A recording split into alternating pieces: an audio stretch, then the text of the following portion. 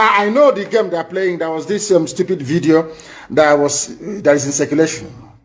You know that they can't attack ESN. They can't. They have no moral ground. But I'm sure they gave money to some idiots and gave them guns to say they are Biafran army. I don't know if the game they're playing. There was this stupid video that is in circulation. You know that they can't attack ESN. They can't. They have no moral ground. But I'm sure they gave money to some idiots and gave them guns to say they are Biafran army. I don't know if they're up to 6 or 7 of them, which is a lie. It's the DSS creation. So they can have justification to say to Biden or the US ambassador, can you see they now have Biafran army? We can now move in to attack them. Anybody, if you are involved in that video, take a walk. You want to give Fulani Janjaweed the reason to invade our land. That's what you're doing. But we shall get to that later. Anybody involved in the circulation of that video is a gunner. I'm telling you the truth. And those that made it. That is how people behave because they don't understand the game plan of the Fulani. People are very foolish. Fulani will come to you and want to use you and you succumb because you have greed, envy, and jealousy inside you. Which one again is Biafran army? I'm asking you. From where? How many people? The day I will bring out the Biafran army, we number over 200,000 standing. Reserve is over 1 million. Some bunch of idiots somewhere because you are serving your Fulani Janjaweed masters. We will get hold of all of you. Take a uno. We know they're bad eggs when we see them. We warned people against voting for Buhari in 2015 when he was still alive. The same Buhari died in 2017. People, all of you know that Buhari is dead. Today he's young, tomorrow he's old. You see his hand is fresh today, tomorrow. Nobody knows who is who anymore. All of you are there, but because it's the turn of your village. Your brother is a senator. Your sister is a House of Reps member. You don't want to lose that money that is coming in every day. You come out on social media and you're talking rubbish all the time. Because you're a black person. You don't understand. There is something called economies of scale. Some of you cannot reason very well. You claim you went to school. Sometimes I wonder the type of lecturers you had in your useless schools that you went to. I wonder, honestly speaking. Because you and your family, you are benefiting. Somehow you think that life is okay for you. Because of the level, or should I say the poverty of ideas inside you. Any day your relative goes into the farm, the Fulanis will kill them. All you can do is to lament. Say things are bad though, and you go and you sleep. And nothing is done about it. It was I am very, very grateful to Almighty Elohim that the courage today that you have in Yoruba land is because of ESN. The courage of Amoteku to say no to Fulani is because of ESN. Because of Eastern Security Network. That is why they found the courage to say no to Fulani. If not, they will not do it. After all these years, without the should I say all these months, without the coming of ESN, as Amoteku said, we are going to flush out Fulani headsmen from our bushes. Never. It's because they saw us, they have seen us doing it. They said, oh, we might as well do the same thing as well. In order to it's called the pincer movement, to cut us off. They got some people, I don't know whether maybe in Olu or whatever, got them together, gave them, say, we are Biafran army, a few idiots. They are shooting guns, we are Biafran army. Inside somewhere. Did we tell you that we have formed the Biafran army? We said when we form it, the world will know that we have come. I don't hide anything. If you claim you are behind any useless group calling themselves Biafran army, show your face because I'm showing my face on video. I claim ownership of not ownership, of course. I can claim responsibility for ESN. Can you claim the same thing for Biafran army? If you claim you're a human being, that's to say it's all the handiwork of DSS. Mad people every idiots everywhere. Africans and lack of discipline. You don't have discipline. You don't have discipline. That was why the white man came and conquered you, because you lack discipline. After the white man must have finished with you, Fulani came from Senegambia because you have no brain. Lack of discipline. Every idiot thinks they can lead. They don't know what leadership entails. Every monkey thinks, oh, maybe if we have it. Nobody is funding IPOB ESN. It's only IPOB that's funding it worldwide. If you think you can bring 2 or 3 people together with a few rifles, and because of that, you can start calling for funds, you are wasting your time. You don't know our people. They won't give you a dime. Fulani is making use of your brain. You cannot see it. They come to you, oh, why don't you fight Yoruba? Oh, Yoruba is against Igbo. Igbo is against Yoruba. Fight each other. The same thing they did in the constitution of Biafra land.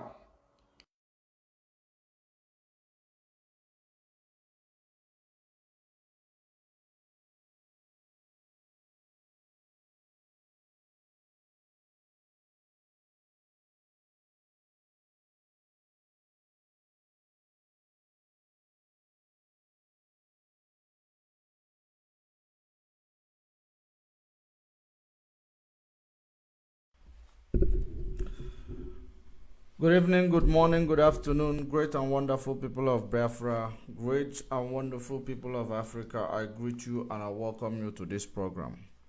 While you are joining us, share the video, invite others to join wherever you are watching from. Are you watching on YouTube, on Facebook? Share the video and invite others to join. Of course, we are here once again. We are live and direct. We are live and we are direct. It is 20th of September, Wednesday, the 20th of September, 2023. The time stands on 6 minutes before the top of the hour. If you are in Biafra land, it is 6 minutes before 9 o'clock in Biafra land. So we are live and direct.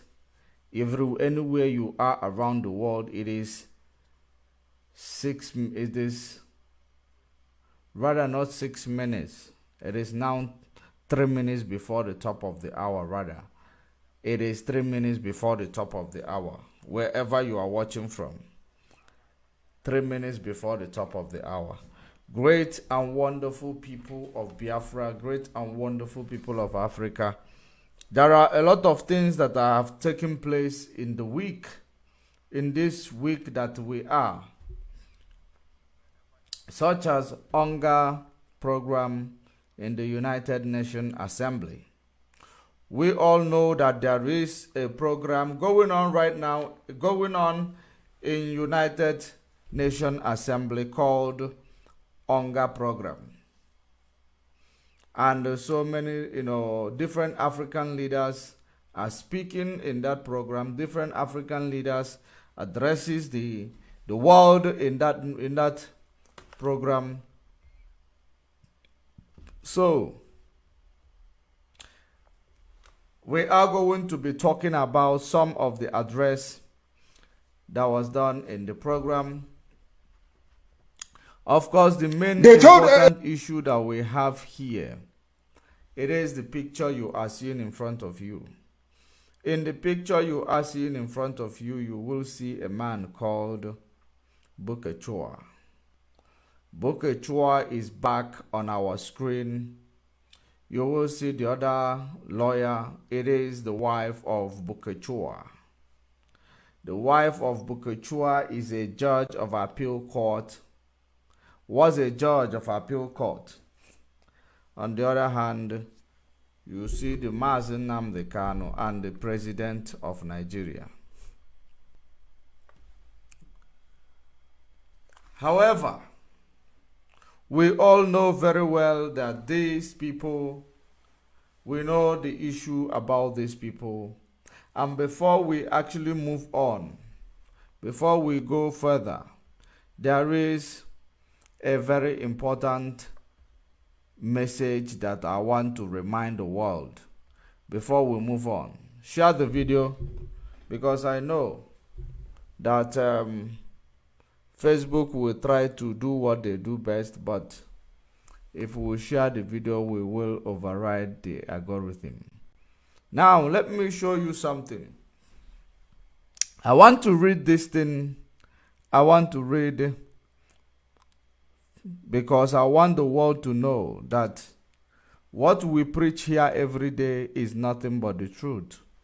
That is the reason why I want to read this article, this piece. And I want you to listen and pay attention to the article. It is very, very interesting one. So as you are reading the article, pay attention.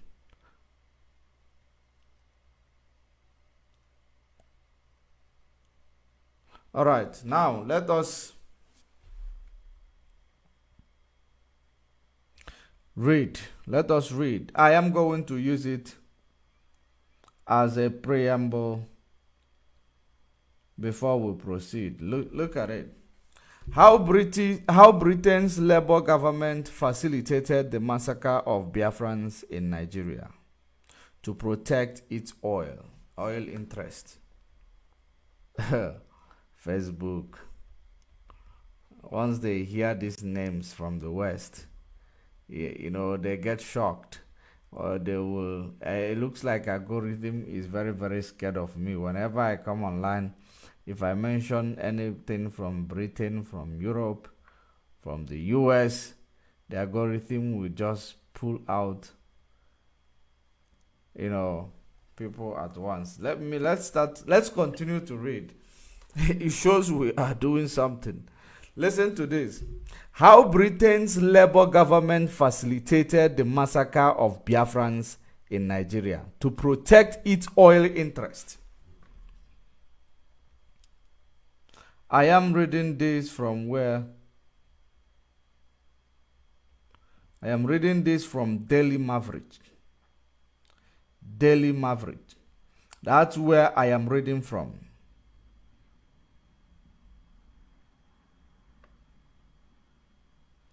On the 50th anniversary of the end of Biafra War, the world's worst humanitarian crisis in the late 1960s, declassified British files show that Harold Wilson's government secretly armed and backed Nigerians' aggression against secessionist region.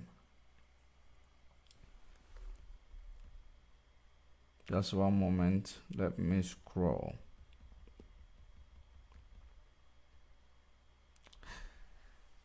The then Labour government secretly provided large quantities of arms to the Nigeria federal government, which by early 1970 had crushed an attempt by the country's eastern region of Biafra to gain independence, which it had declared in May 1967. During the 3 years of war, up to 3 million people died as Nigeria enforced a blockade on Biafra, causing widespread starvation amid considerable international opposition to the conflict. British policy was mainly shaped by its oil interests. Declassified government documents from the time show our direct interest. Direct interests are, okay, let me just read it again. Declassified government documents from the time shows our direct interest are trade and investment, including an important stake by Shell BP in the eastern region. The Foreign Office noted a few days before the outbreak of the war in 1967. Investments by Shell BP, then a joint company in Nigeria which was partly owned by the British government, amounted to around £200 million. At the time, the company was largest producer of oil in Nigeria, most of which was in Biafra land.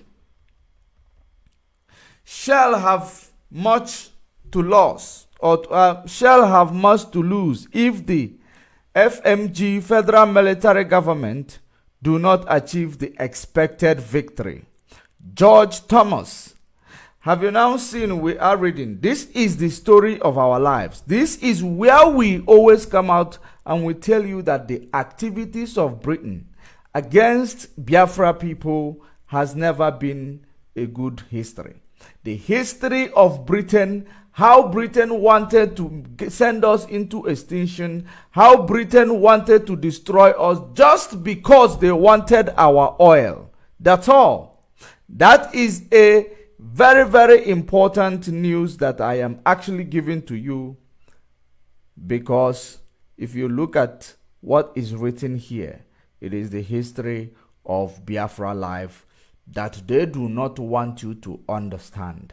And this is them confirming the activities of their people against Biafra. This is them. Confirmation of what we've been fighting about. This is to show that everything that we are doing and everything we are continuing doing and everything we did has been all for the life, safety, all for the right to life. That was what has, that is what we've been doing all these years, to protect and preserve our right to life.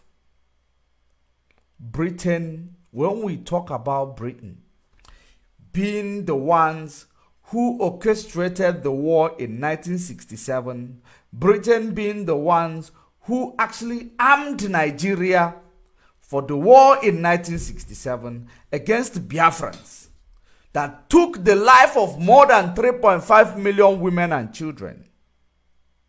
That is what I am reading here.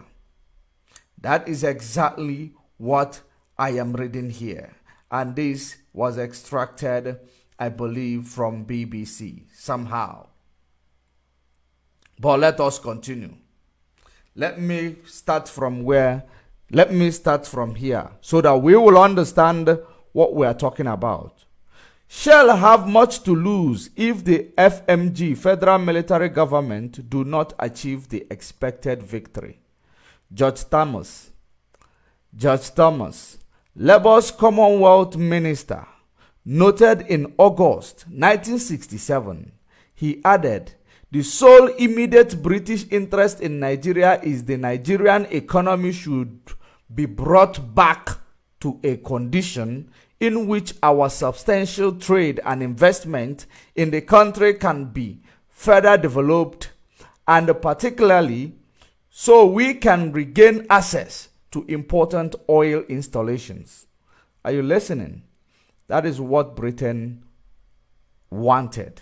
And this is the reason why they asked Gowon, do not agree to the Aburi Accord. Because when you agree, they know very well that had Gowon agreed in Aburi Accord, there will be no war in 1967. Had Gowon, who is still alive today, ready to die, knowing the truth, knowing that he killed people in Biafra land, he killed, people extrajudiciously. He committed genocide against our people by the order of Britain, just because of the oil coming out of Biafra land. That is the reason why Mazen Nnamdi Kanu will always tell you, if not for the coming of IPOB, all of you would have lived and died in the ignorance that Ojukwu caused a war. Because that is what Gowon started doing on his interview. Saying that Ojukwu was the aggressor. Ojukwu sent people to war. When Gowon was the one who was naive, that he allowed Britain to use him to go out there and kill Biafrans. He killed Biafrans. Britain gave him a whole lot of weapons to use them to destroy us and send us into extinction, to make sure we do not exist, so that Britain will actually take over our land for them to protect their oil exploration in our land. That was what Britain wanted. And I am not the one saying it. This is them speaking about it. This is them saying it. This is declassified information. Declassified information. I want you to let us continue to read. The sole immediate British interest in Nigeria is that Nigerian economy should be brought back to a condition in which our substantial trade and investment in the country can be further developed. They must be brought back to a condition. So, had it been you had this thing called devolution, if you had devolution, it means that everybody governs the economy. Britain will not actually, have access to anywhere, because the central government is not governing. Because the only thing Britain had access to was the central government. Had it been that proposal in Aburi was done at that point in time, there will be no massacre, there will be no war. So Ojukwu remained the aggressor, while Ojukwu remained the victim. So Britain, because they wanted to recondition the economy of Nigeria, that it favors her, Britain, more than it favors Nigeria. That's why they say bringing back to condition in which substantial trade and investment in the country can be further developed, which is investment and trade that Britain is doing in Biafra land will enable them that they may also use it to develop their own place. That is the reason why the life of more than 3.5 million women and children was British sacrifice in order to achieve their aim towards material things. That was there. No question asked. But today, tomorrow, they will tell you someone is a war criminal. They will tell you Putin is a war criminal. But no one is being held to account as per the war crime committed on our people. Why not? Because Britain is the one in charge. Now let us continue to read.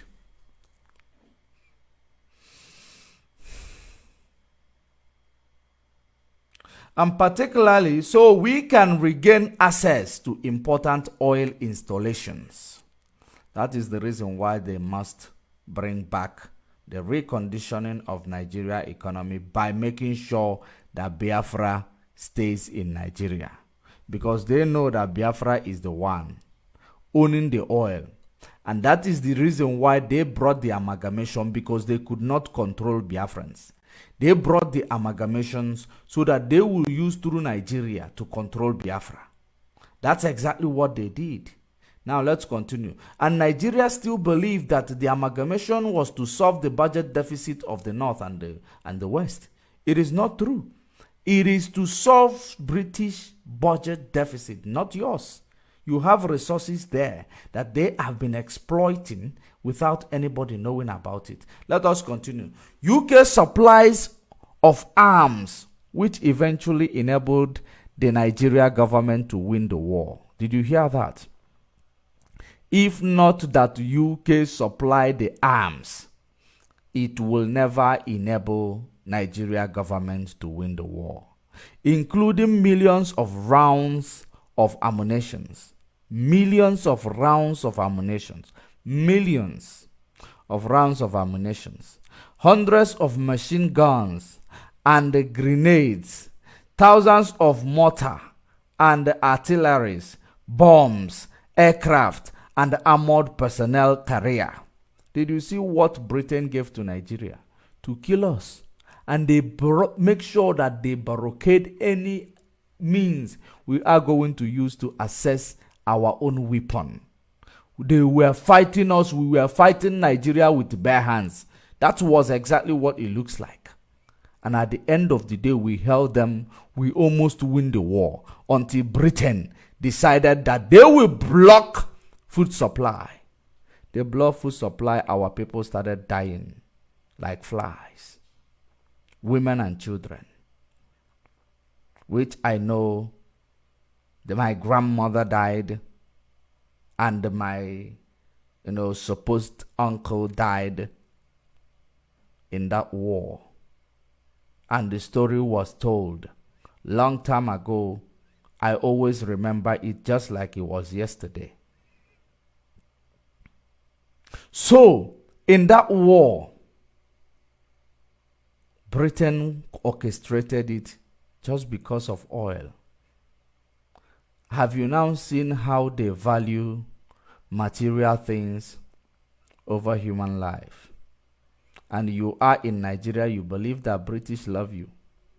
You are in Nigeria, you believe that everything you are doing with Britain, it is about you benefiting anything from them. They value what they benefit from you more than your life. Whether they say they are bringing you visa application center, it is not for your value, for your benefit. Because anything they are doing, they have planned exactly what is going to be their, the benefit. I want, when we are reading this, remember the visa application they are bringing to you in Enugu. Instead of granting us our freedom that we are asking them for, they are bringing you visa application to rub salt on our wounds. That's exactly what they are doing. Let us continue to remind them. They are the ones who wrote it. Their activities, British activities against Biafra.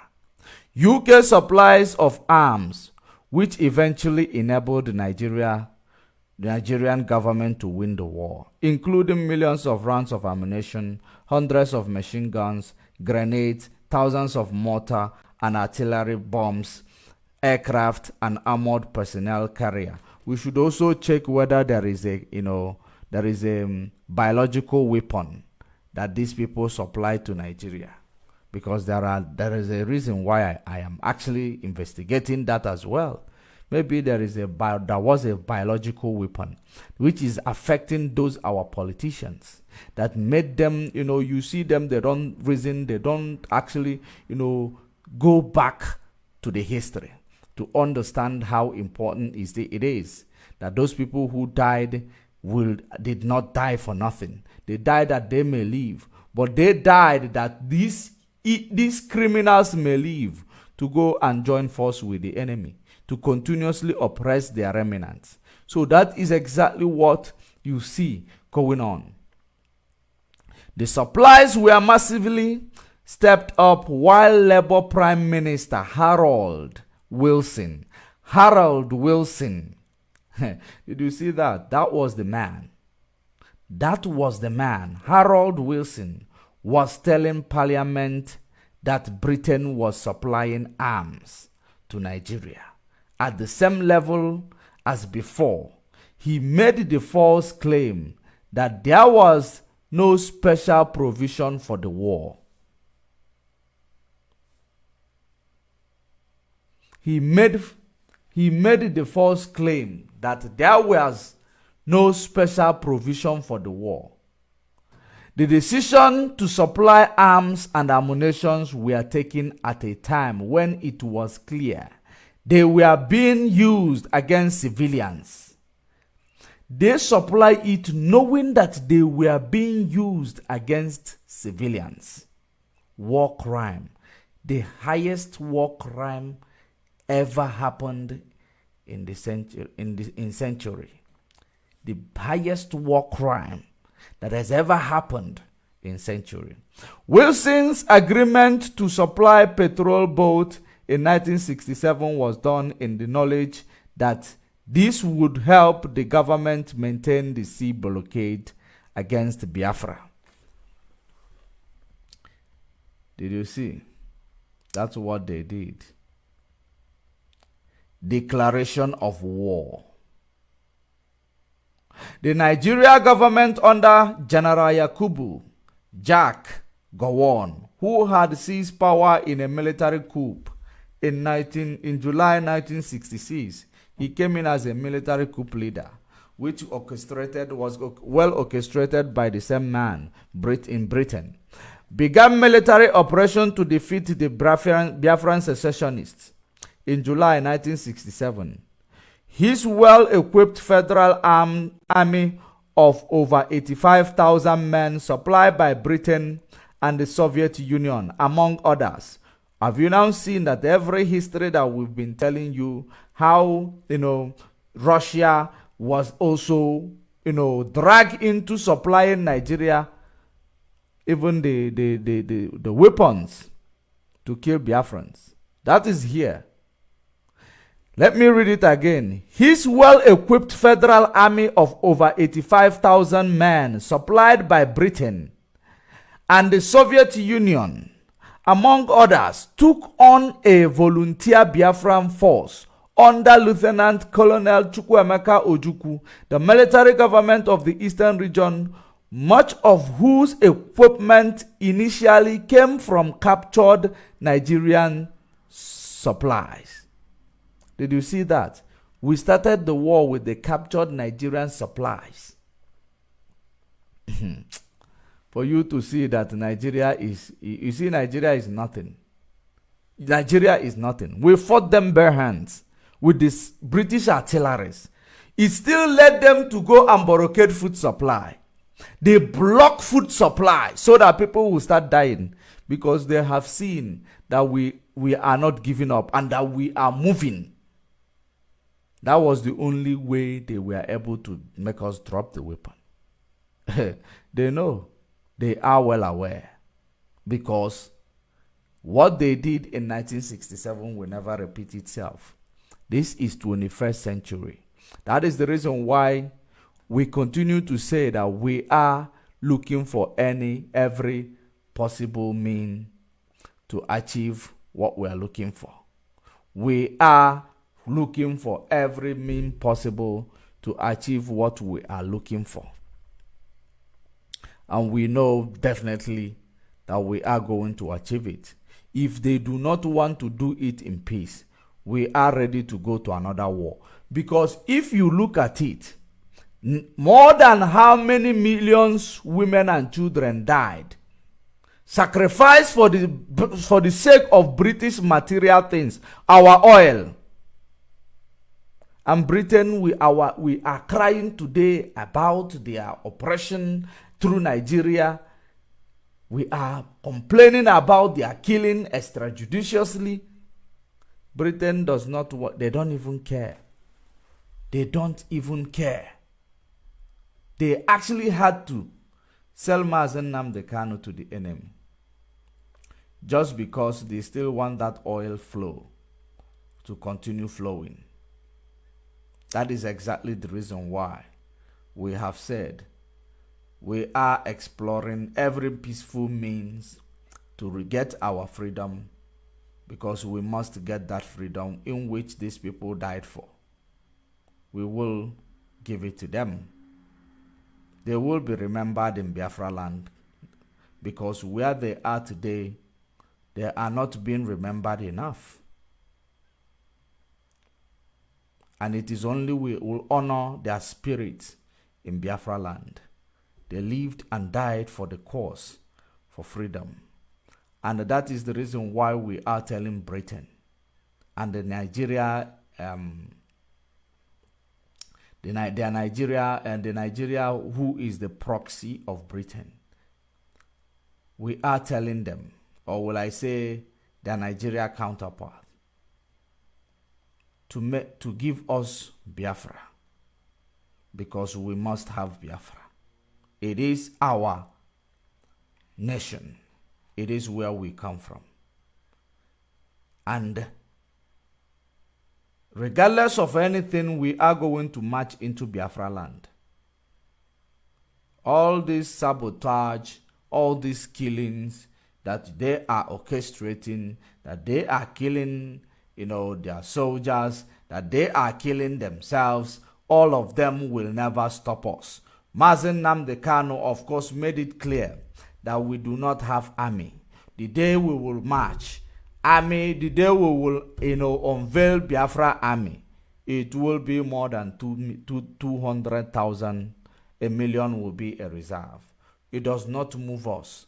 Do everything you are doing. The day we will say, we are tired of your, delay. We are tired of British manipulations.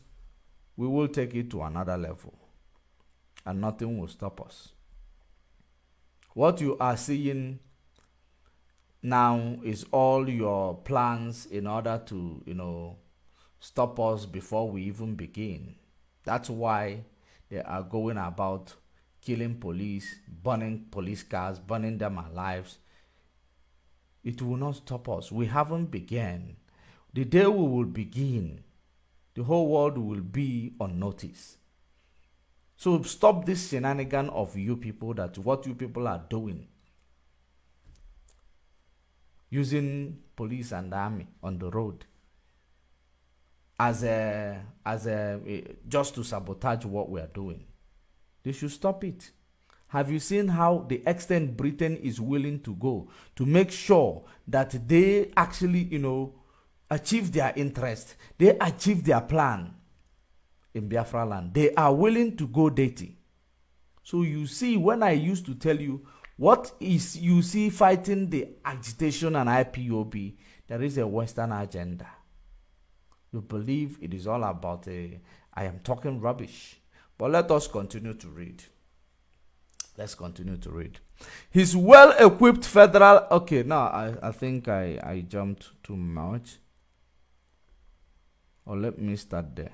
His well-equipped federal army of over 85,000 men, supplied by Britain and Soviet Union among others, took on a volunteer Biafran force under Lieutenant Colonel Chukwuemeka Ojukwu, the military government of the eastern region, much of whose equipment initially came from the captured Nigerian supplies. In the run-up to Gowon's declaration of war, British officials made clear to the Nigeria government that they supported the country unity.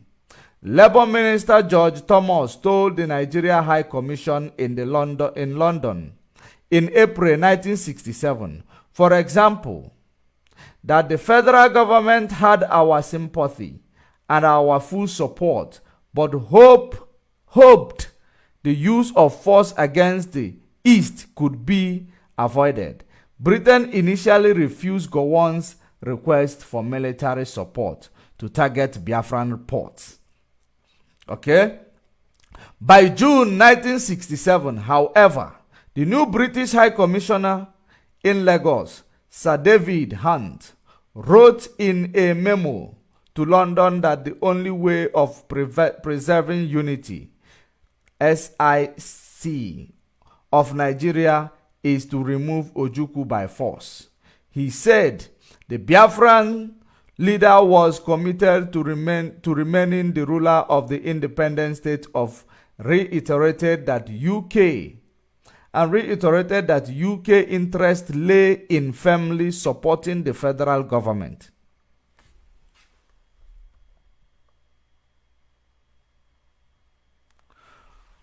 On 1 July 1967, Gowon asked Britain for jet fighter and bomber aircraft, 6 fast boats, and 24 anti-aircraft guns. Britain rejected the aircraft and boat, but agreed to supply the anti-aircraft guns. The Deputy High Commissioner in Enugu, Biafran's main city, noted that the supplying the anti-aircraft gun would be seen as the British backing for the Gowon regime, and they could also take on an offensive role if mounted in an invasion fleet. The British government news department was instructed to stress the defense nature of these weapons and to avoid publicity on their exports. Did you hear that? To avoid publicity. To avoid publicity on their export. Why do they need to avoid publicity on their export? Because they know it is a war crime that they were going to commit. They knew it is a war crime that they were going to commit. That's why they smuggled these weapons and avoided publicity. These were the same people who were actually, this is the same Western countries who were actually calling and saying that South Africa was secretly supplying weapons to Russia. The reason why they have, now it makes sense, the reason why they could come to terms or come to conclusion as such, because they believe that everyone plays their game. That was why they believe that everyone plays their game. See, everything that these people accuse you of, they are, as in Afionya na Azuko na Mambo Jaga. They are aware that this is how they roll. They now want to use it to act like they are more intelligent, that they mount satellite everywhere that sees every activities, including when you are in bed with your wife. That's exactly what it looks like that they are doing. But it is a lie. They exaggerate. They are doing it based on their own antecedent. That's why they will be able to suspect people from doing the wrong thing. That is the reason why they were able to suspect Iraq and they invaded Iraq. That is the reason why they were able to tell you that Gaddafi did this, they invaded him. That is the reason why they invaded many countries and destroyed the country. Even today, the destructions still ravaged those countries. Look at it. On 1 July 1967, Gowon asked Britain for jet fighter and bomber aircraft, 6 fast boats and 24 anti-aircraft guns. Britain rejected the aircraft and boat, but agreed to supply the anti-aircraft guns. The Deputy High Commissioner, the war hasn't started yet, the Deputy High Commissioner in Enugu, Biafra main city, noted that supplying the anti-aircraft guns would be seen as British backing for the Gowon regime. See, this is the way they wanted Tinubu to go to war with the Niger Republic.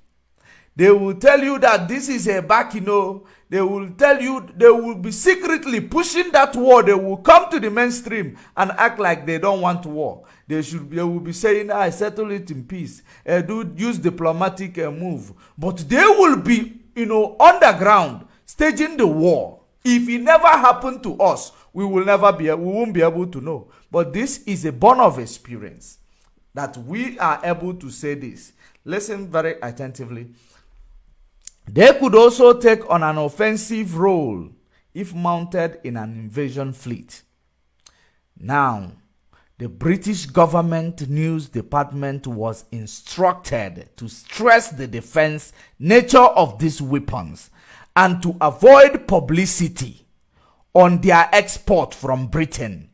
High Commissioner Sir David Hunt said that it would be better to use civil aircraft to deliver these guns and secure agreement from Nigeria that there would be no publicity.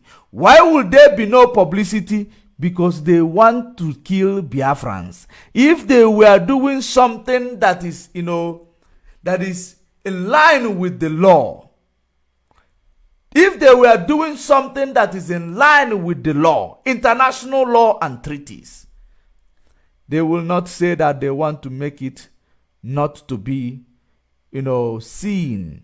They will not do it in secret. But because they know that their activities in Nigeria against Biafra is illegal, they went ahead and did it secretly. Now, every, Amnesty, or will I say the United Nations, they have seen this, they have heard the information. What did they do about it? Nothing. That is now what we call selective amnesia. That's exactly what these people are doing. Selective amnesia. They are not, actually trying to, bring the criminals to book. But when you fight to protect yourself, they call you aggressor. They call you aggressor. That's how bad it is. They say that there will be no publicity. They even sign agreement with Nigeria so that there may be no publicity in supplying of those weapons to go and kill Biafra. Faced with Gowon's complaint about Britain not supplying more arms, Prime Minister Wilson agreed in mid-July to supply him with the fast patrol boats, in the knowledge they would help the government maintain the blockade against Biafra. Wilson wrote to Gowon saying that we have demonstrated in many ways our support for your government as the legal government of Nigeria, government of Kupo, government who went into through coup d'etat. They supported him, but today the coup d'etat in this Sahel region becomes a sin that they had to cut every support. Let us continue. They called him the legal government of Nigeria, and our refusal to recognize the secessionists. Wilson also told Gowon that Britain does not intend to put any obstacle in the way of orders for reasonable quantities of military materials of type similar to those you have obtained here in the past. Okay. By early November 1967, Nigeria government forces had pushed back the Biafrans and captured Enugu. John Thomas now called for a quick FMG victory.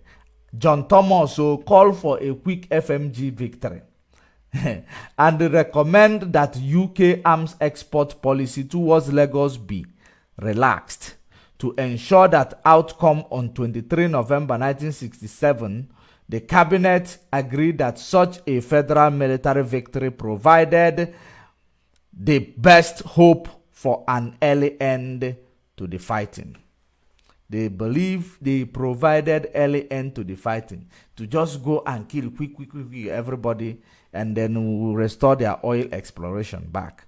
The following month, Commonwealth Secretary George Thomas suggested that UK should agree to Gowon's shipping list for arms supplies. He wrote, "Anything that we now do to assist the FMG should help our oil companies to re-establish and expand their activities in Nigeria after the war."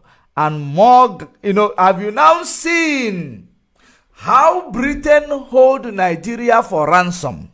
The military arsenals that they have given to Nigeria was not for free. They are using the oil of the victim of these military arsenals to pay for the favor they did to Nigeria. Do you understand it?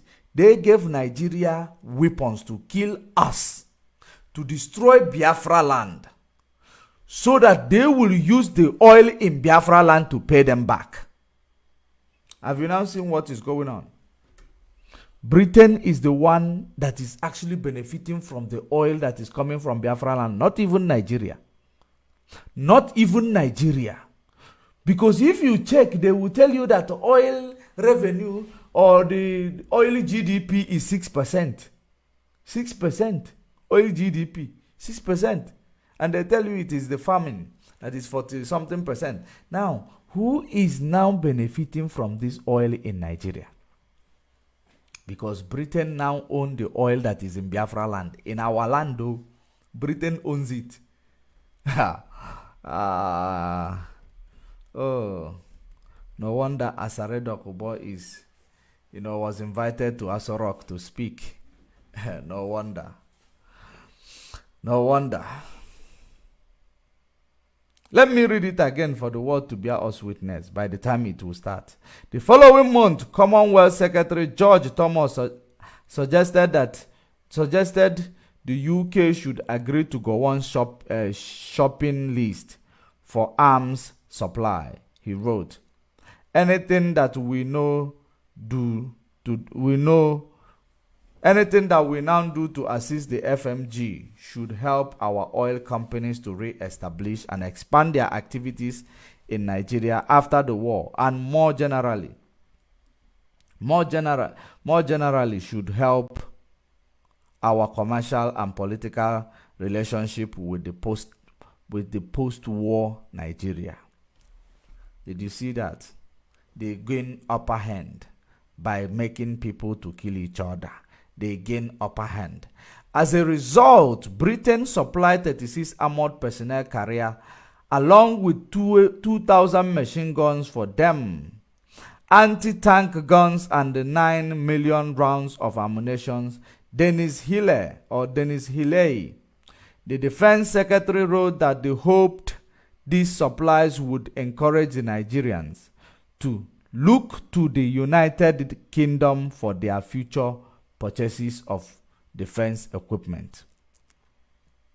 By mid-1968, Britain had supplied 15 million rounds of ammunition, 21,000 mortar bombs, 42,500 howitzer rounds, 1,950 rifles with the grenade launchers, 15,000 IBS of explosives, 500 submachine guns, 4,000 rifles, and 4 helicopters.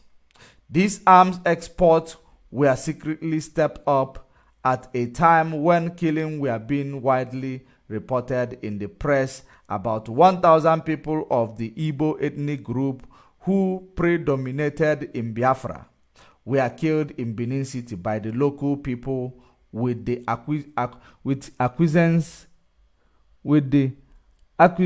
of the federal government forces. Wow. Benin City. The Benin.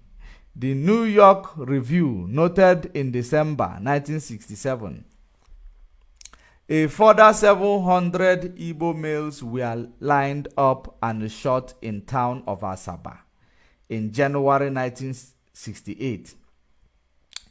The observers reported at that time, according to eyewitnesses, the Nigeria commander ordered the execution of every Igbo male over the age of 10 in the town. Emasculation. That's what they try to do to our people. Emasculation. Humanitarian suffering, especially starvation, was severe as a result of the federal government blockade of Biafra. Picture of starving and malnourished children went around the world, and the Nigeria government was widely seen to be engaging in atrocities against civilians, including apparently indiscriminate airstrikes in an increasingly brutal war. By the beginning of 1968, British files referred to death of between 70,000 to 100,000 people in the war. The Red Cross estimated there were around 600,000 refugees in Biafra and was trying to arrange supplies to meet needs, estimated at around 30 tons a day.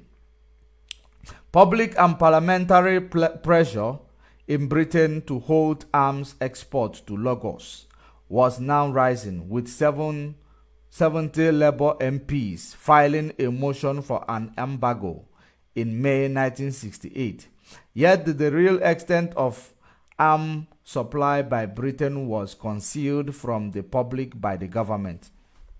They wanted, the good people in the MPs, the members of the parliament, the good people in members of the parliament were calling to lay an arm embargo against Nigeria so that they will stop supplying ammunition to Nigeria, because they have seen the war crime committed up and down in Biafra land.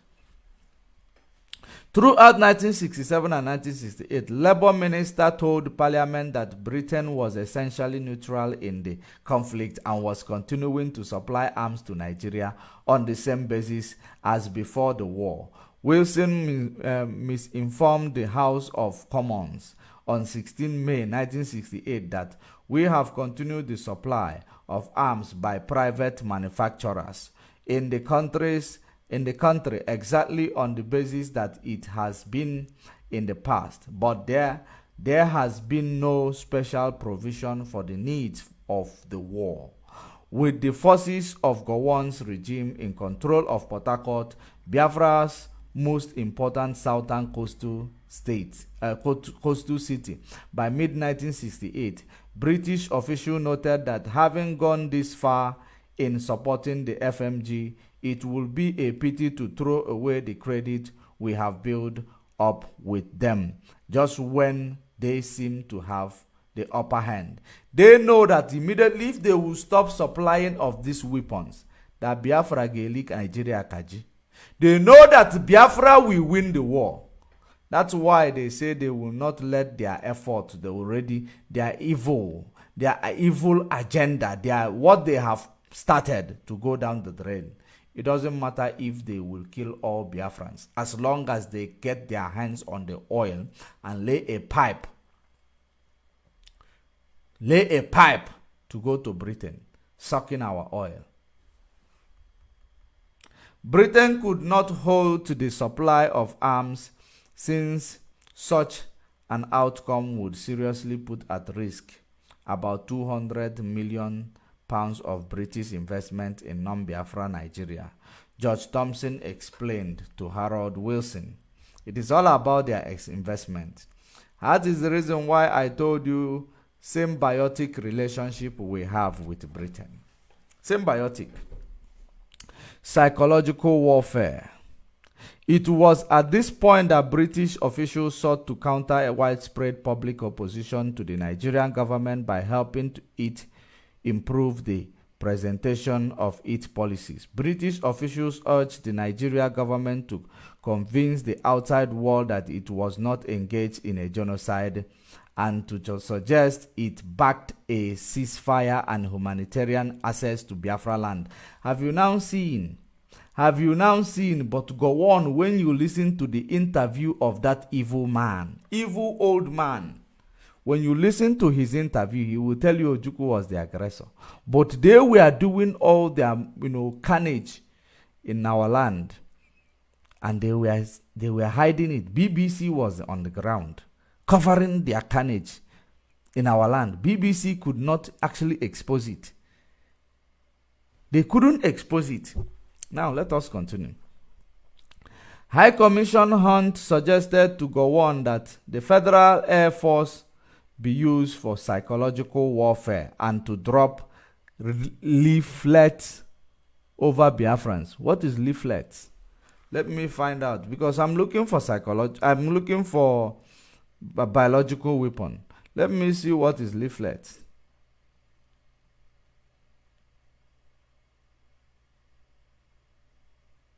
So that we will know exactly what we're grappling with.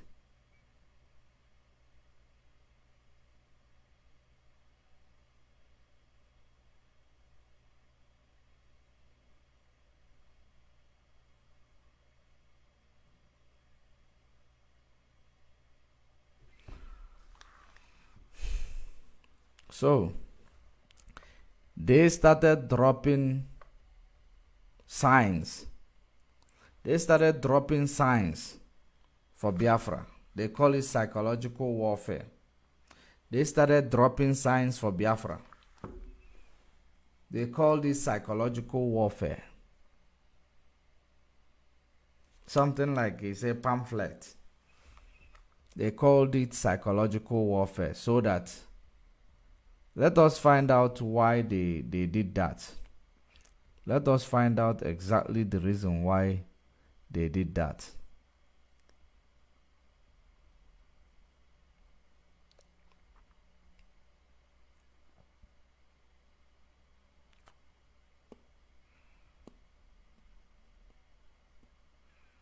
Okay. High Commissioner Hunt suggested to go on that the Federal Air Force be used for psychological warfare and drop leaflets over Biafran towns, which would help the government score a propaganda point. Score a propaganda point. How? BBC. who gave somebody a name? There was a name. Is it to British something propaganda?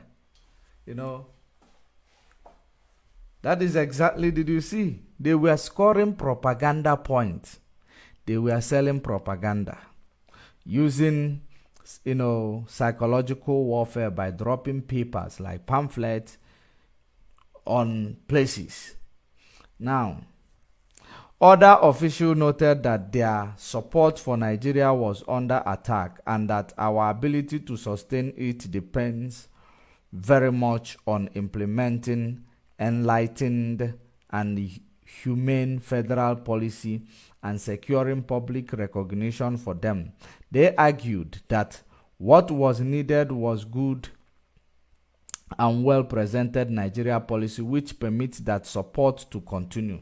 That support to continue.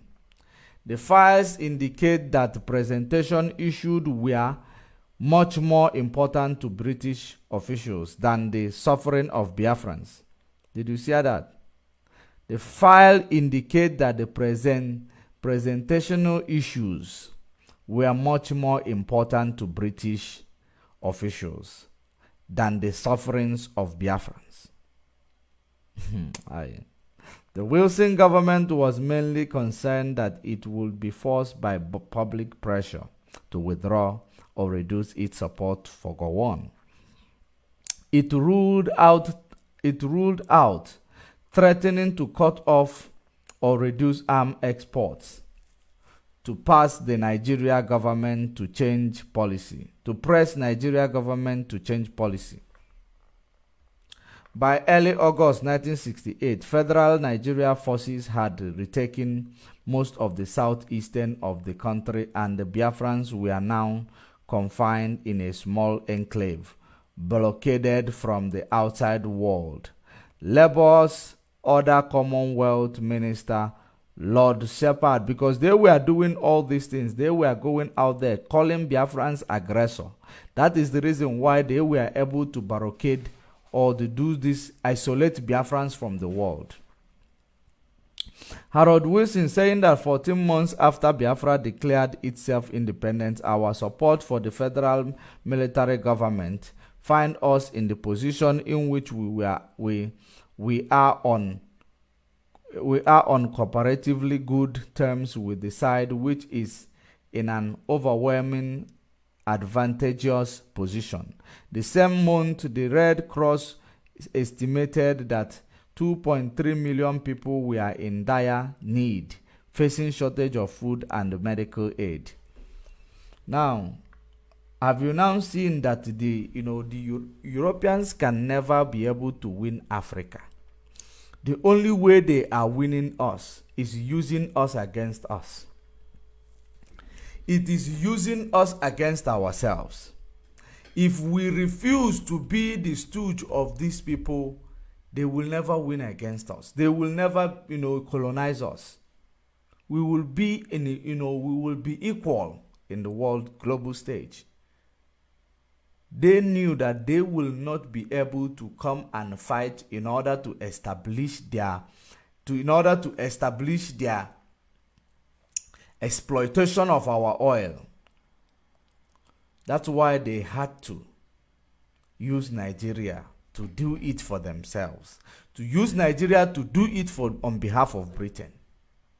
And Nigeria is still indebted. That's why you will never see an Igbo man becoming a president in Nigeria. That is the reason why you will never see a neutral person becoming a president in Nigeria.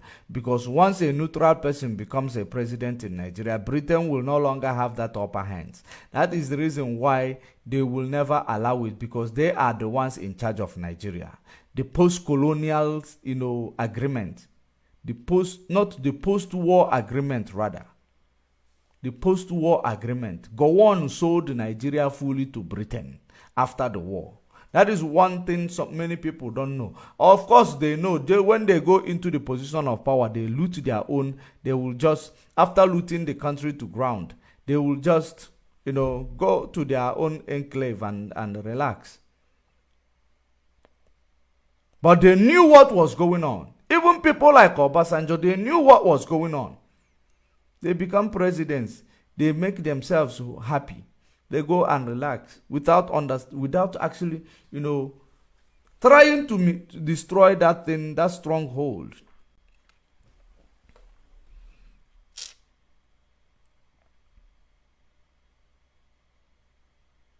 The Foreign Office again made clear its primary interest. The whole of our investment in Nigeria, and particularly our oil interest in the southeast and the Midwest, will be at risk if we change our policy of support for the federal government. Southeast. Our oil interest in the southeast and the Midwest will be at risk. Okay. If we will be at risk if we change our policy of support for the federal government. So without the federal government being their stooge, they will not function. They are not functional. Covert military supplies via Yemen. Have you seen how they actually started manipulating the supply? In November 1968, a group of parliamentarians in the Committee for Peace in Nigeria met Harold Wilson and urged him to hold arms sales and press for a ceasefire, estimating that there could be 2 million dead from starvation and disease by the end of the year. This is 1968, 2 million dead, they estimated. Wilson rebuffed this plea and 2 days later agreed to supply Nigeria with aircraft for the first time in a covert deal, the files show. The Nigeria had long pressed Britain to supply jet aircraft, specially to attack the runway used by Biafrans forces for military purpose, but which were also used to deliver humanitarian aid. Wilson said that Britain could not supply this directly, but there were such aircraft in South Yemen and Sudan, previously exported by Britain. Wow. We are knowing them. The Nigerians, he said, should procure the aircraft from them which would not directly involve the British government. They should procure it from where? Yemen or African country called Sudan. The British company that arranged the deal was Airwork, which was later be used by the UK government to conceal its involvement in its covert war in Yemen. The British government also agreed to put the Nigerians in touch with suitable pilots. Wow. That's how. Let's see if it is how Egyptians came. British armed supplies were stepped up again later in the same month. Foreign Secretary Michael Stewart said that the Nigeria could have a further 40,000 more mortar bombs and 2,000 rifles. Some 36 million rounds of ammunition had also been supplied in the last few months alone.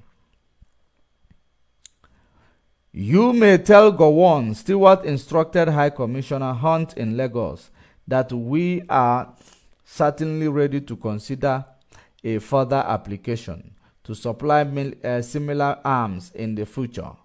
He concluded, if there is anything else for the ground warfare which you think they need and which would help speed up the end of the fighting. You see what it is,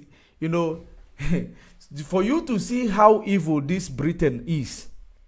They were looking for any possible means to finish us so that they will go about their businesses. If there is anything to do to speed up the end of the war. So it means they could even supply nuclear weapon if possible, if need be, to speed up the end of the war. Because, to speed up the end of the war so that they will finish it quickly. So that Britain will come and do their oil supply. Have you now seen that Britain wanted to clean us from this planet Earth? But they will get, karma will actually get at them. Karma will get at them. That is obvious. Wow. If there is anything else for ground warfare which you think they need and which would help speed up the end of the fighting, please let us know. So, had Gowon say we want a nuclear weapon, Britain was going to give them nuclear weapon to kill our people. We'll consider urgently whether we can supply it. At the same time, the Foreign Office was instructing its mission around the world to provide disinformation about the extent of this arms supply. I am going to make this.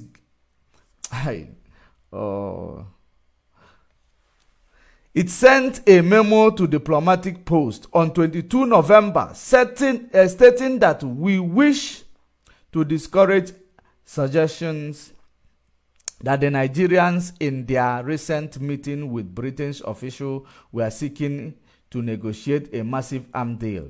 Rather, our policy of supplying in reasonable quantities arms of the kind traditionally supplied to Nigeria will be maintained, but no change in the recent pattern of supplies is to be expected. Now, resisting pressure. Okay. This is when they are resisting pressure. By the last 2 months of 1968, with the hundreds of thousands now dead, the fighting had reached a stalemate. The federal government had taken all Biafran territory, apart from small enclave consisting of the 3 million people in an area the size of the British county of Kent. Wow. Biafrans were dependent on 2 airstrips for outside supply, which were limited by both Gowon and Ojukwu's refusal to allow sufficient numbers of aircraft to land. Humanitarian agencies were continuing calls for a ceasefire as sufferings, especially as starvation had reached crisis proportion. However, Wilson told Gowon in November, we shall continue to maintain our present policy despite this heavy pressure on us. Foreign Secretary Stewart instructed Lord Shepherd on a visit to Lagos to tell Gowon of the extraordinary step Britain was taking to support him. Gowon should realize, Stewart said, that opposition to British policy cut right across the normal political or party division in the country, and is especially strong in the various churches. What? Gowon should realize, Stewart said, that opposition to British policy cut right across the normal political or party divisions in the country, and is especially strong in the various churches. Wow. Wow. Wow. You know, what I am going to do about this document, I am going to make this document, I am going to actually keep it, because we are going to use this. We are going to use this the day it will happen in ICC. Now, he also said that a similar feelings is also expressed within the cabinet itself, suggesting that the British support for Nigeria was being provided on a very thin basis. The Wilson government was also keen to present itself as engaged in the search for peace. The files show that officials understood that a failure to appear to be active on this front made it harder to publicly justify their support for the Nigeria government.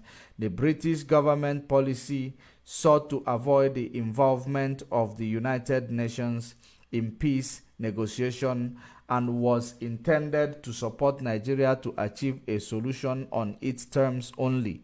On its terms only.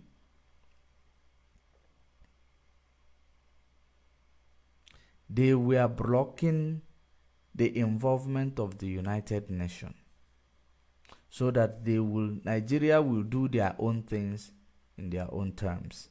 And their own terms is British terms. That's what the British was able to achieve. They were blocking the involvement of the United Nations. Hi. Oh, Biafrans, we suffered. The government public statement consistently blamed the Biafrans. Did you hear that?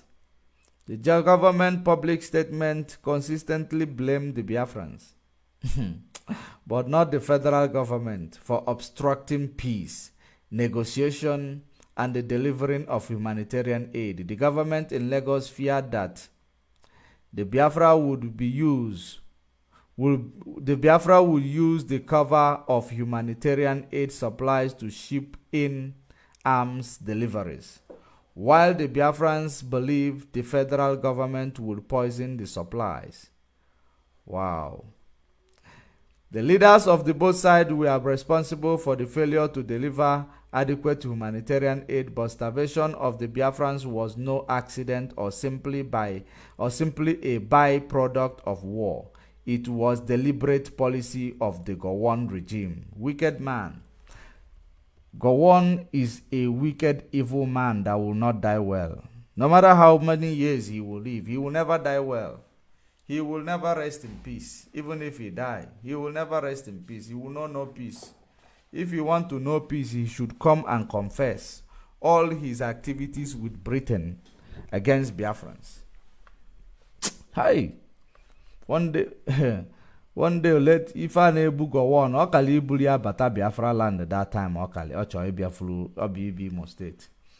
That thing that carries go on like aeroplane, that he want to come and pray in Biafra land. Hey, God saved you.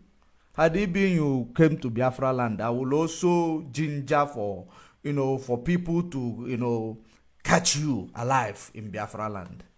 I was going to, if I knew what I have known from these documents, I will call on people. I will also be in front for them to capture you because you are a criminal, a war criminal. No matter how old you are, you don't want to confess before you die because you will never rest in peace. By March 1969, Wilson continued to misinform the public that we continue to supply on a limited scale arms, not bombs, not aircraft, to the government of Nigeria because we have always been their supplier. Not only was this untrue as a result of the agreement late the previous year, on the very same day as this interview, the government approved the export of 19 million rounds of ammunition, 10,000 grenades, and 39,000 mortar bombs. A day before the Wilson interview, a Foreign Office official privately wrote that we have over the last few months agreed to supply large quantities of arms and ammunition to Nigeria to assist them in finishing the war in the absence of any further peace negotiations. He also noted that we have flown small arms ammunition to Nigeria using Manston Airport in Kent without attracting unfavorable press comments. It was perhaps no surprise that Gowon could write to Wilson in April saying that of all the governments in the Western world, yours has remained the only one that has openly maintained its policy of arms supply to my government. That's why I say you will never die well, Gowon. Wherever you are, you will never die well. Even if you die, you will know no peace. France, Belgium, and the Netherlands, among others, had all announced a hold while the US continued its policy of not supplying arms to either side. Two senior Royal Air Force officers secretly visited Nigeria in August 1969 to advise the government on how they could better prosecute the air war. The main British interest, the file makes clear, was not better protect.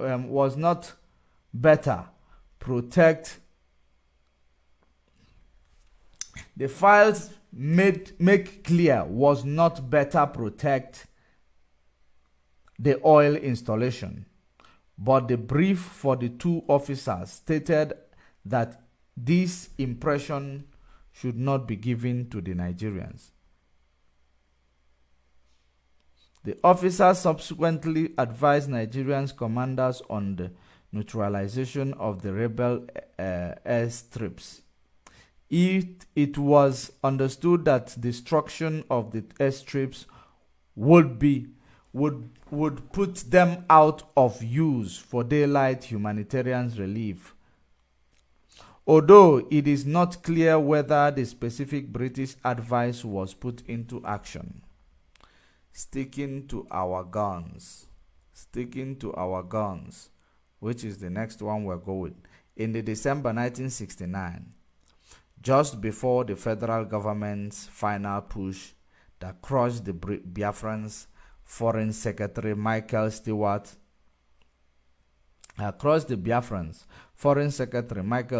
was still calling for the stepping up military assistance even further. The British supplies, he wrote, have undoubtedly been the most effective weapon in the ground war and have spearheaded all the major federal advances. When Biafrans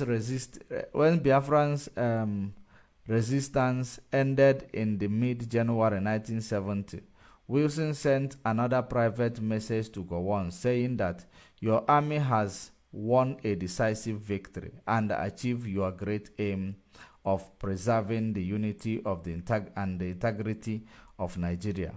He added, as you know, I and my colleagues have believed all along that you were right, and we have never wavered in our support for you, your government, and your policy, despite the violent attacks which have been made on us at times in Parliament and in the press as well as overseas.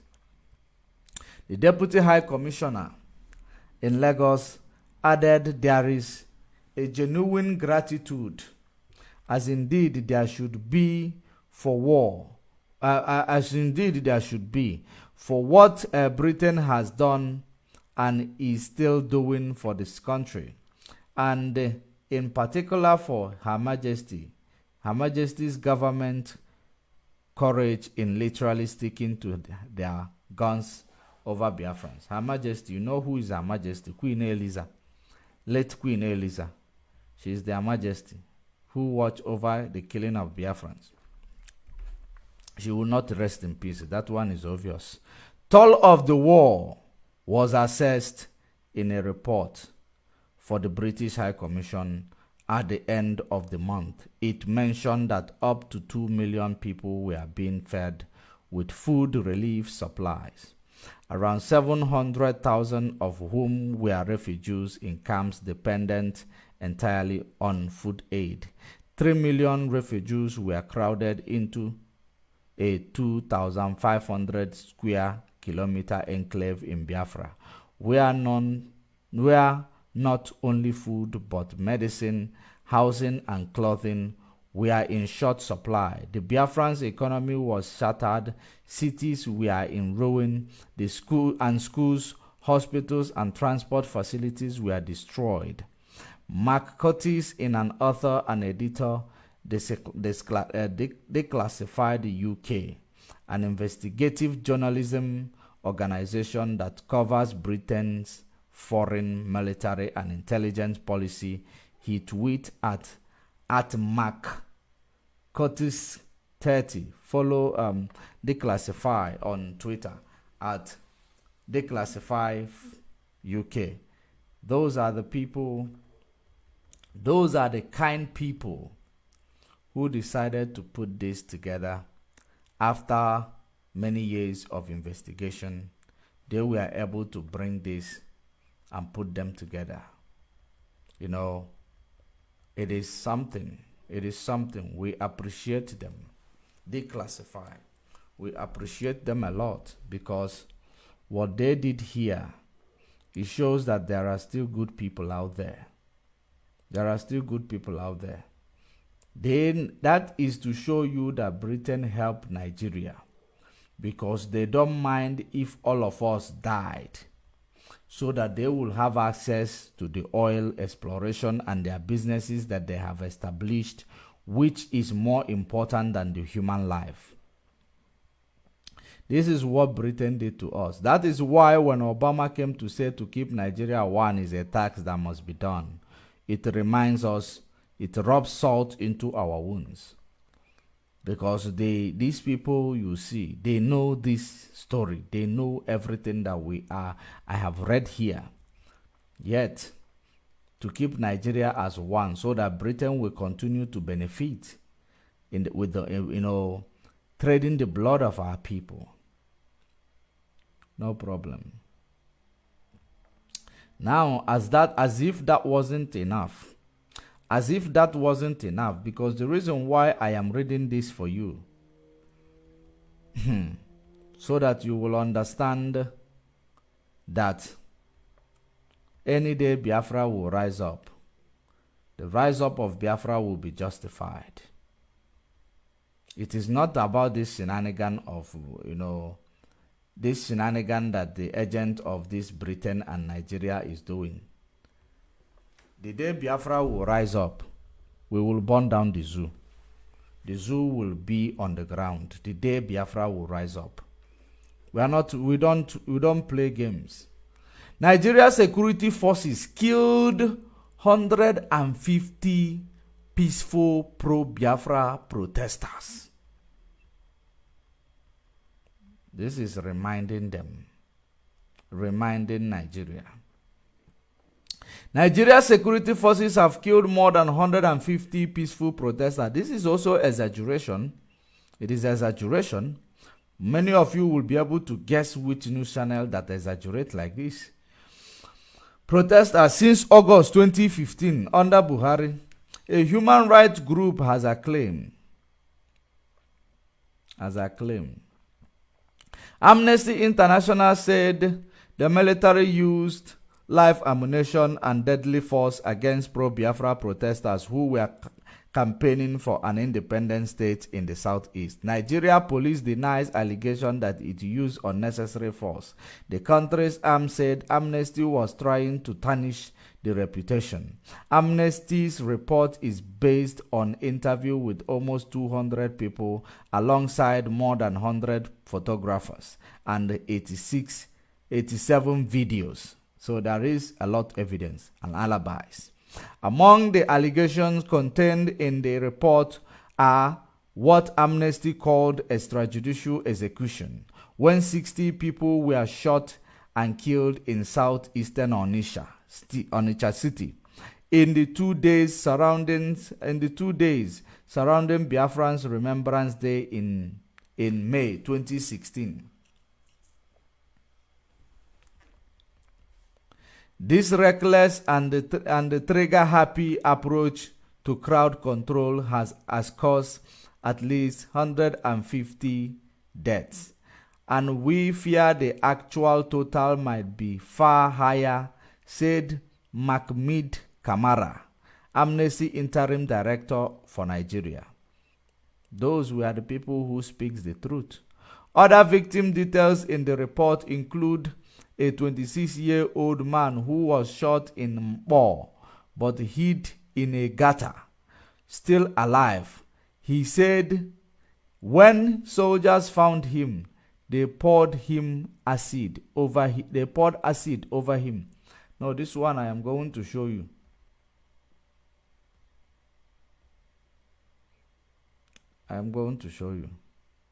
No, let me not show you. Let me not scare you. It is quite scary. Let me not show you. It is quite scary. Let me not scare you. We remember all that. We remember all that. We keep it and we write it in our diary. Another woman says she had been speaking to her husband on a mobile phone when he told her he had been shot in the abdomen. He was calling from a military vehicle, she said, and she heard gunshot.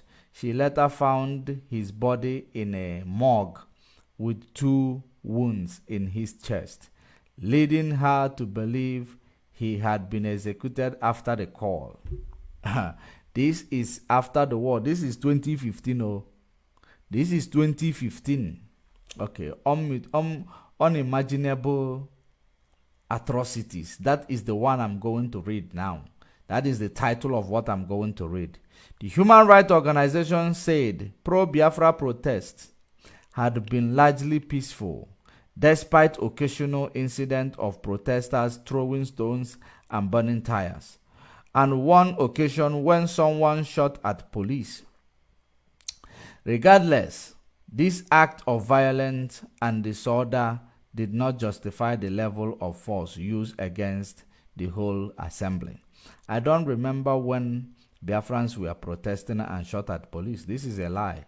But army spokesman Sani Usman that the military and other security agencies exercise maximum restraint despite the fury of provocative and unjustifiable violence.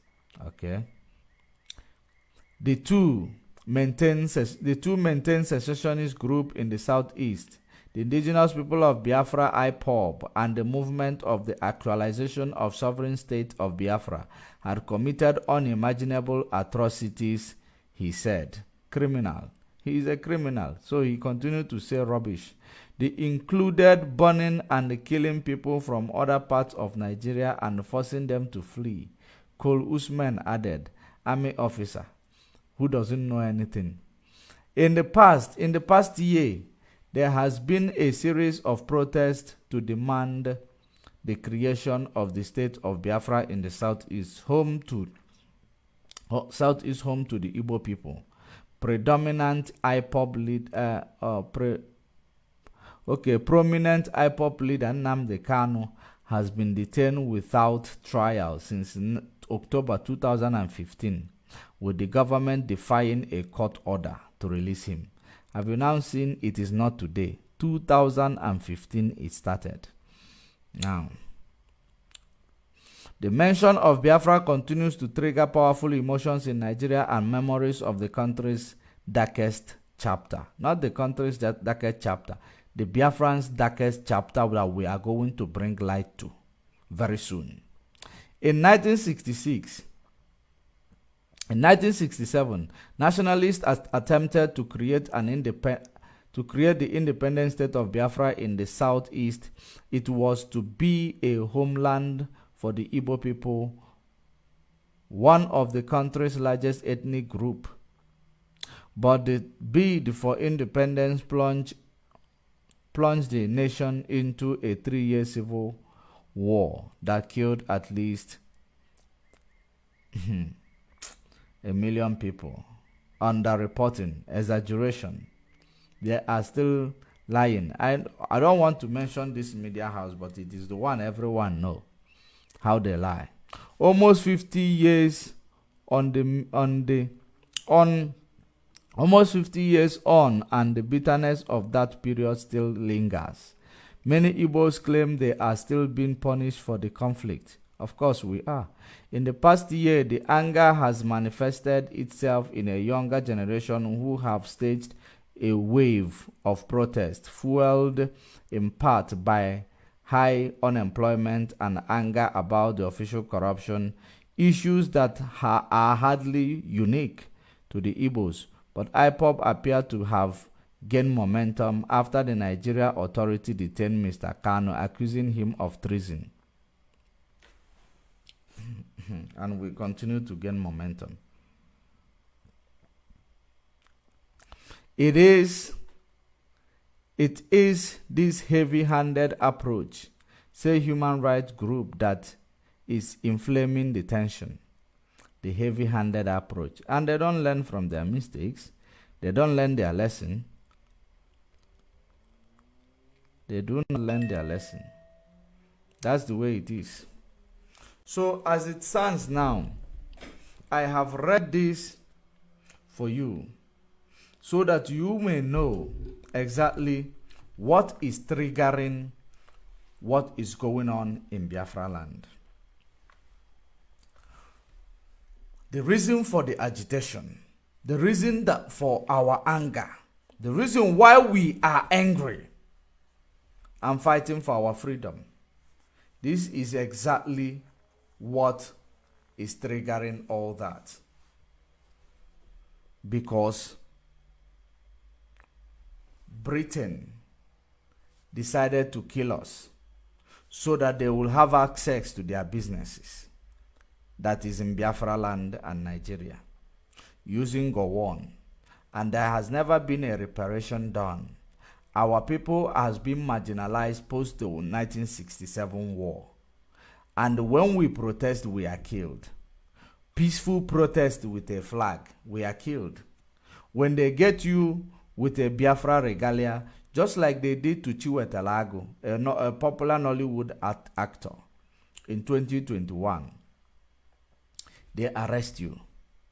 They actually, embarrassed us, treated us like garbage, treated us like piece of crap, as if we don't belong here. Yet we decided, no, let us now live here since we don't belong here. They decided now to start killing people, jailing people, on extrajudicial killing, and then arbitrary detention, solitary confinement, extraordinary rendition. Nigeria started doing it because they have the backing of Britain. No matter how much crime they commit, Britain will clear them off. That is an evidence and a sign to show that even United Nations is not doing the job that it is established to do. They are not investigating what is going on. Or maybe whoever that is there is a ceremonial person, maybe. If they cannot do the job, because the truth is out in the open. It is out in the open. But nobody is actually asking questions. Nobody is being brought to book. This is what they wanted to use Nigeria to do against Niger Republic. They wanted to use Nigeria to destroy Niger Republic. If not that they saw that Mali and Burkina Faso said that they will back them up, they were going to go for it. Nigeria have no shame. Anything that will please their master, they will go for it. Anything that will please their European masters, they will go for it. If not the, public backlash and the public, opinions and public outcry, they were going to go and go war against Niger Republic. Because they don't want any country in Africa to be free. And that is the reason why we continue to tell you that the freedom of Biafra will make Africa to be free, because now, Nigeria is the setback in African continent. They call them biggest population, biggest economy, Africa giant. When they are, we can just say, the amalgamation gave them biggest population. The amalgamation. There is nothing that is truth about Nigeria, including the name. Nothing that is truth about Nigeria. Now, when you look at the activities of Nigeria, based on the picture that I have presented here, based on this picture, based on this picture, you will see this man called Bukachua. This man called Bukachua have called for total extermination of Ndibo. This man called Bukachua, the man in the glasses. Look at him. The man wearing glasses. He had once called for the total extermination of Ndibo. Total killing of Ndibo. Why? Bukachua. because Bukechua does not like Ndibo. Now, the same man was in court a few weeks ago, and the court discharged him. Why is court discharging him? Or why was he in court? The same man also said that he was influencing the judgment by the wife. The wife is a judge in appeal court. He narrated to the public how he was influencing it, how the wife, he was influencing the judgment of the wife. Maybe let me actually bring that so that you will understand exactly what we are talking about. How Nigeria do their selective judgment.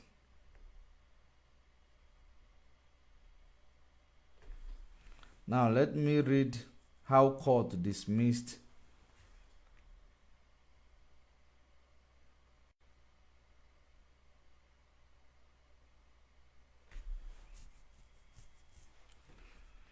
Bukachua's suit.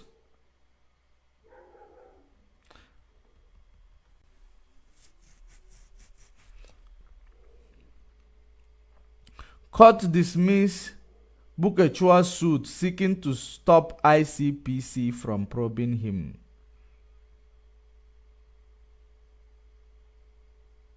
A federal high court in Abuja has dismissed a suit filed by Adamu Bukachua seeking to stop the Independent Corrupt Practices and Other Related Offences Commission ICPC from investigating him over the comment he made during his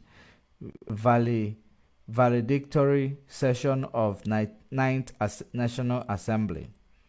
In a judgment on Tuesday, Inyang Ekwo, presiding judge, he held that the suit lacked merit and ought to be dismissed.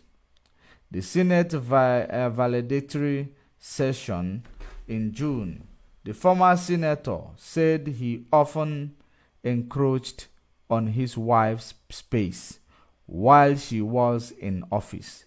But Ahmad Lawan, the former Senate president who presided over the session, interrupted the senator before he spoke any further. Wow. They stopped him from exposing, it is old age actually that made him to start speaking like that, to start confessing. So if you see now how this is how Nigerians that are in position of power influences what happens in judiciary. That is exactly what Bukachua was actually telling the public in Nigeria. How they were influencing the judgment coming from the judiciary, coming from the judge, because the wife happens to be the judge. He influenced the verdict that the wife is giving in court. For how many years? Who knows how many people who must have suffered? That is an evidence to show that Nigeria judiciary has a problem. Nigeria judiciary has a problem.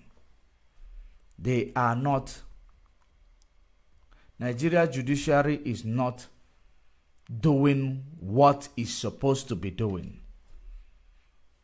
Those are husband and wife you saw in those pictures. They are not doing what they're supposed to be doing to make sure that they give, they save the life of ordinary people.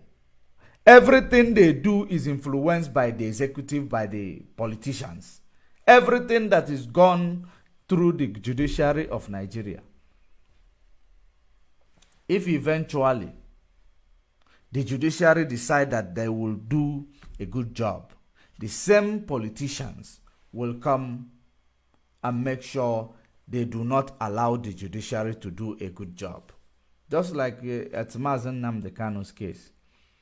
They gave a verdict Because they know that the whole world is watching.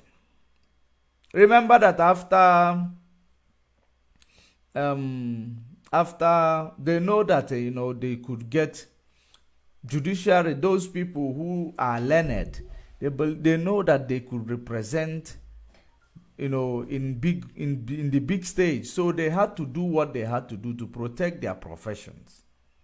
They had to do the work within the ambit of the law in order to protect their profession and their dignity. That's why they were not manipulated by Nigeria politicians.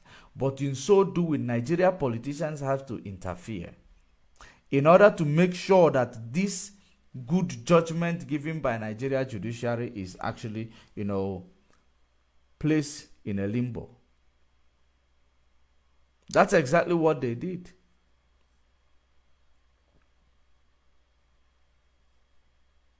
For you to see Nigeria, it is an evidence that Nigeria dictates what happens in judiciary. Nigeria can influence judges to do one or two because they actually put people in position through nepotism. So when they put you in position of judge through nepotism, they tell you what to do.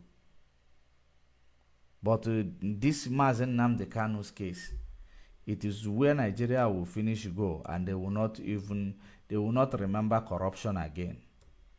In Mazen Nnamdi Kanu's case, they will not remember corruption again in that judiciary, because we are going to expose them. We are going to expose them. Because everything we are doing here, we do it with fact and figure. We present evidence to whatever we are doing. We don't just come up and do it. So this is how it is. I am not going to go further. I am not going to go further. This man was the same man who called for the killing of Biafrans at some point. Buke Chua. Eventually, if there was any Biafran that is or that was tried by the wife, what do you think that this man is going to tell the wife to do? He was going to tell the wife to jail this Biafra. Just jail him. Don't do it. Don't waste time. Jail him. Do you think a man like that who called for the total extermination of Igbo race will come and tell the wife from appeal court to do a work according to the law on the case that is actually concerning Biafran people? Maybe let me touch on what so that we will understand what we are saying, because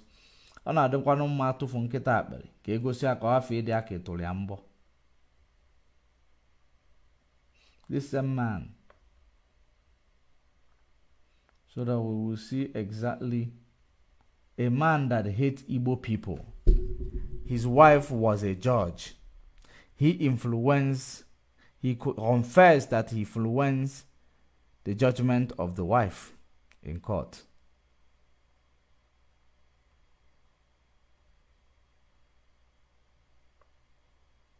Now let's see this. Let's hear this.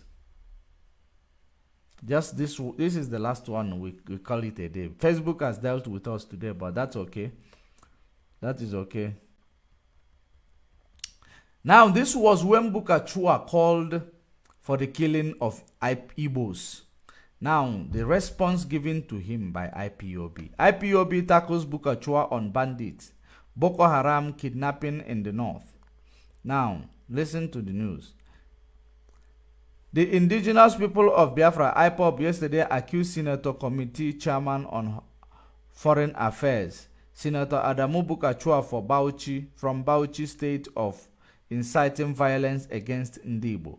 IPOB, in a reply to Senator Buka Chua on his alleged comment on a live program of Channel Television, that the Southeast is a home to criminals, rebels, and deserve to be eliminated. That is the words of Bukachua in national TV. That is the word of Bukachua in Channels TV.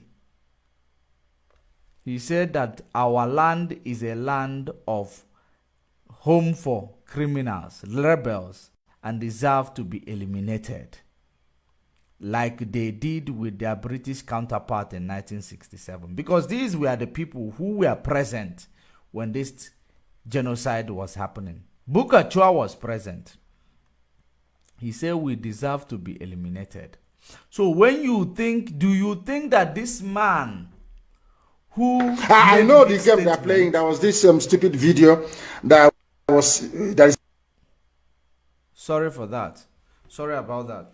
Do you think or believe that this man who made such statement will come one day and you see that there is a Biafra or case of Mazen Nnamdi Kanu or case of any Igbo person in court, you think he will not influence the wife on how to handle that matter?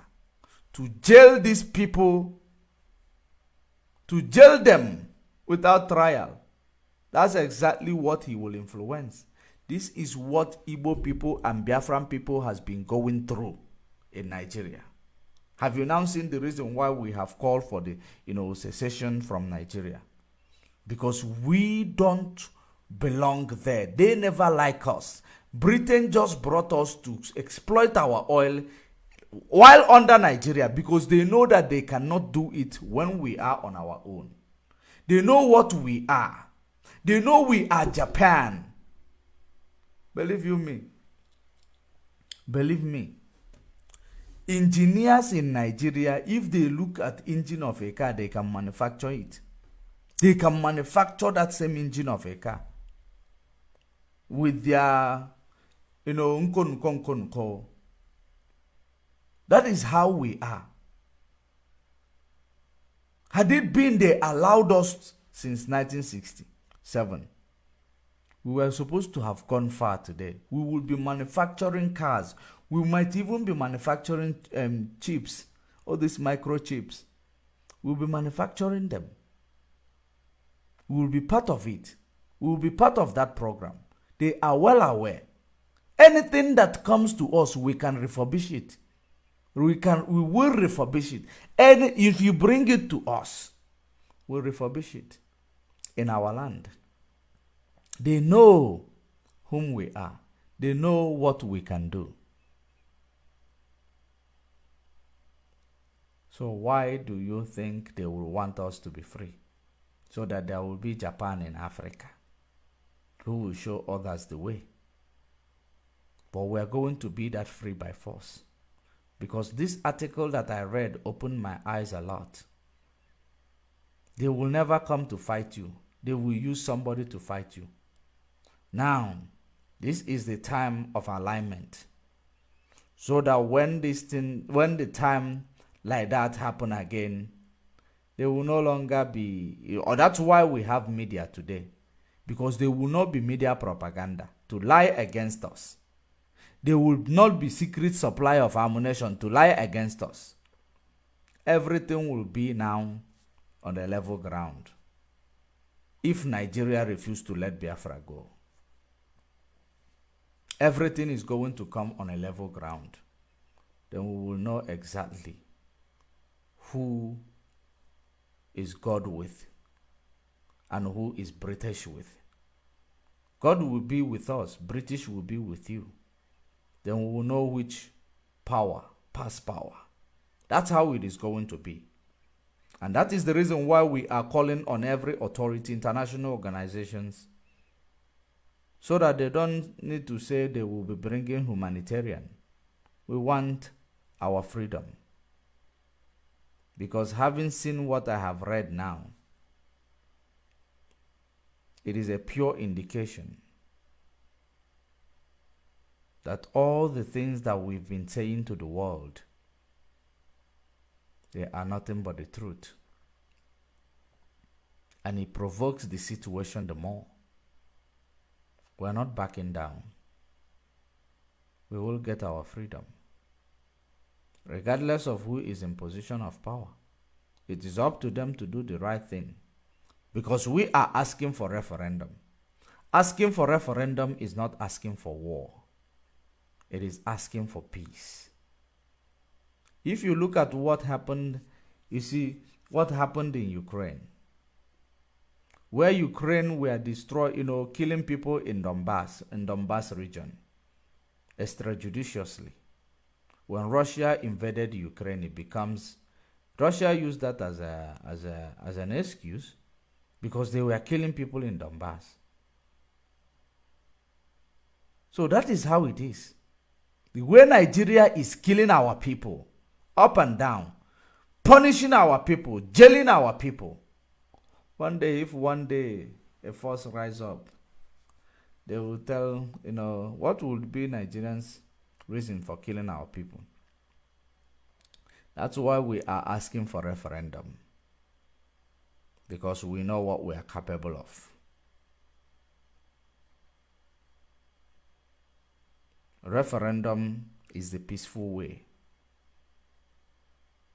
We are not asking for war until if need be. I am going to leave it here until we meet again. We continue to protect our peace. Bye for now.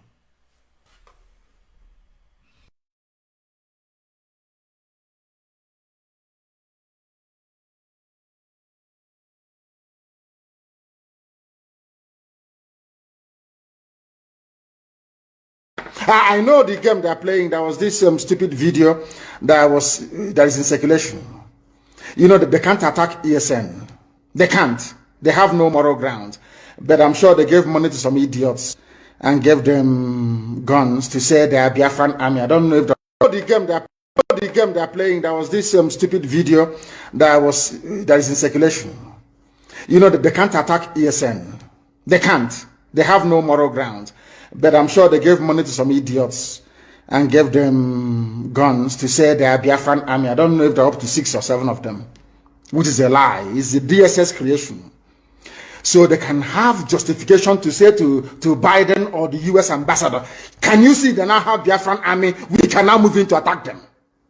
Anybody, if you are involved in that video, take a walk. You want to give Fulani Janja with the reason to invade our land. That's what you're doing. But we shall get to that later. Anybody involved in the circulation of that video is a gunner. I'm telling you the truth. And those that made it. That is how people behave, because they don't understand the game plan of the Fulani. People are very foolish. Fulani will come to you and want to use you, and you succumb because you have greed, envy, and jealousy inside you.